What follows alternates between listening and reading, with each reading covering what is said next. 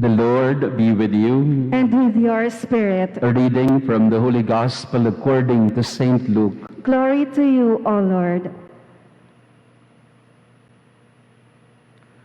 Some people told Jesus about the Galileans whose blood Pilate had mingled with the blood of their sacrifices. He said to them in reply, "Do you think that because these Galileans suffered in this way, they were greater sinners than all other Galileans? By no means, but I tell you, if you do not repent, you will all perish as they did." Or those 18 people who were killed when the Tower of Siloam fell on them, do you think they were more guilty than everyone else who lived in Jerusalem? By no means, but I tell you, if you do not repent, you will all perish as they did. And he told them this parable. There was once a person who had a fig tree planted in his orchard, and when he came in search of fruit on it, but found none, he said to the gardener, "For 3 years now I have come in search of fruit on this fig tree, but have found none. So cut it down. Why should it exhaust the soil?" He said to him in reply, "Sir, leave it for this year also, and I shall cultivate the ground around it and fertilize it. It may bear fruit in the future. If not, you can cut it down." The Gospel of the Lord. Praise to you, Lord Jesus Christ. Magandang umaga sa inyong lahat, mga kapatid, at gayon din ang mga kasama natin na nasa kanilang mga tahanan at sa pamamagitan ng internet, Facebook Live ay magkakasama tayo. Pinagdadasal din natin ang mga kapatid natin na naninirahan at nagtatrabaho sa ibang bansa. Kasama sila sa ating panalangin. Kapistahan ngayon ng isang santo na kilala ng mga Pilipino dahil sa mga Claretians. Siya ay si Saint Anthony Mary Claret. At ang kanyang pangalan ay Antonio, pero dinagdagan niya ng Maria nung siya'y lumaki na sapagkat siya'y deboto ng mahal na inang Maria. Kaya nga nagtatag siya ng isang kongregasyon ng mga pari, ng mga misyonero, consecrated to the Immaculate Heart of Mary. We call them today as Claretians. Napakaganda ng kwento ni Saint Anthony Mary Claret sapagkat ang kanyang pamilya ay nasa negosyo ng tela.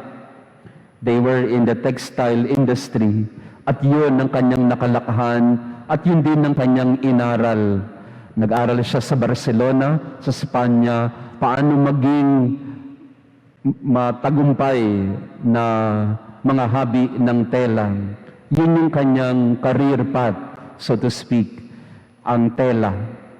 Pero sa kasamaang palad, o siguro sa plano ng Diyos sa kanya, ay hindi natuloy ito sapagkat naramdaman niya yung tawag na maging misyonero. Naramdaman ni Antonio na tinatawag siya ng Diyos na magpahayag ng salita ng Diyos. So on his own, he became a missionary. When he was ordained a priest, he would go around. Ang sabi nga ay poor and on foot.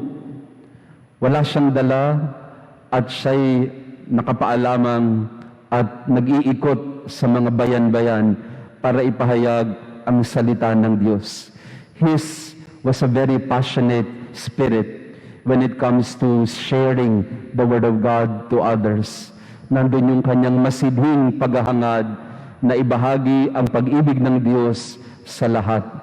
Hanggang siya'y naging isang obispo na destino siya sa Cuba at doon siya'y ganun din ang ginawa ulit. Nung naging obispo, ikot lamang siya ng ikot sa bawat bayan para ibahagi ang pag-ibig ng Diyos.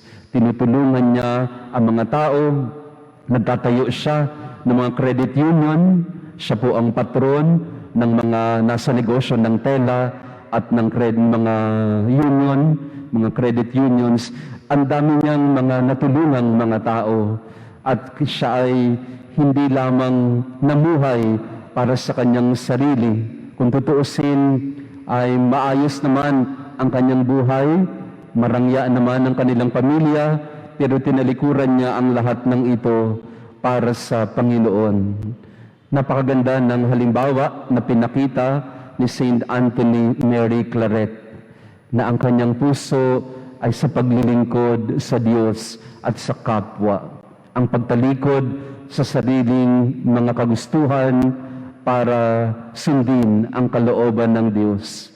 Kaya sa araw na ito, sa kapistahan ni Saint Anthony Claret, tayo rin nawa ay maging instrumento ng mabuting balita.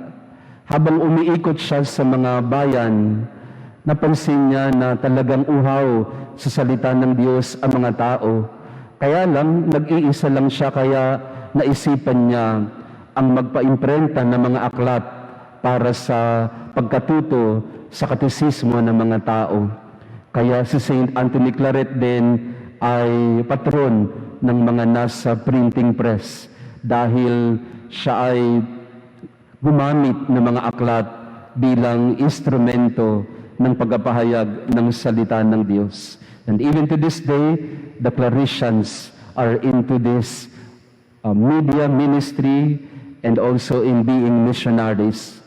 Kaya maganda rin na tayo sa sarili nating buhay, tularan natin ang halimbawa ni Saint Anthony Claret, na bagamat maayos na ang buhay natin, nandun pa rin ang hamon ng pagtugon sa misyon na binibigay sa atin ng Diyos. At sa araw-araw, hindi man tayo maging misyonero talaga sa labas ng ating mga kinalakhang buhay, pero araw-araw tayo ay kailangan maging misyonero. Lumabas sa ating mga sarili at tingnan ang pangangailangan ng ating kapwa. Doon tayo magiging misyonero, na tayo'y tutugon sa pangangailangan ng mundo sa sarili nating kaparaanan. Si Saint Anthony Claret, lahat ng lumapit sa kanya, talagang nandoon ang kanyang puso para tumulong. Kahit na nga minsan walang-wala na rin siya, pero patuloy pa rin siya sa paghahandog, pagbibigay. Tularan natin siya sa pagiging bukas palad sa kapwa, sa pagiging bukas ang kalooban sa pagtalima sa Diyos. At sa araw-araw, italaga din ng ating mga sarili sa mahal na Inang Maria para bigyan tayo ng inspirasyon para maging misyonero sa ating pananampalataya.